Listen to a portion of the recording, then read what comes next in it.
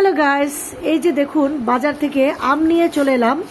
যেহেতু এখন আমের সিজন চলছে, তো অনেকে ভাববেন পাকা আম, পাকা না, এগুলো হচ্ছে কাঁচা আম। তো এই আমগুলোতে কিন্তু আবার পোকা নাই। হ্যাঁ, খুব ভালো আম, খুব সুন্দর মাংস হয় এই আমগুলোতে। তো আমি এগুলো দিয়ে আমসত্ত্ব বানাবো, প্লাস আমের আচারও বানাবো, যেহেতু আমার হাজব্যান্ডের পছন্দ।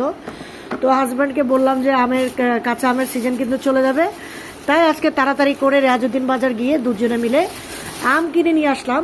তো এই যে আমগুলোর কেজি হচ্ছে 20 টাকা, কিন্তু যথেষ্ট বড় আছে আমগুলো, পোকাও কিন্তু হবে না। তো যেহেতু হাজব্যান্ডের পছন্দ, কি আর করার, বানাতে তো হবে। আমি তেমন একটা আচার খাই না। এই যে 10 কেজি নিয়ে আসছি, আর যদি প্রয়োজন হয় আরও আনবো পরবর্তীতে। আগে 10 কেজি, কিন্তু 20 টাকা কেজি বড় কথা নয়। কথা হচ্ছে যে আচার বানাতে যে বাকি সরঞ্জামগুলো লাগে, ওই যে আপনার সরিষার তেল লাগে বেশি, ভিনেগার, এটা সেটা, তারপর সরিষা, অনেক কিছু লাগে। হ্যাঁ, তো ওগুলার কস্টটা বেশি পড়ে যায় আর কি। আমের চেয়ে ওগুলার কস্টিংটা বেশি পড়ে। যাই হোক, ঘরে বানাবো, কস্টিং হলেও কিছু করার নাই।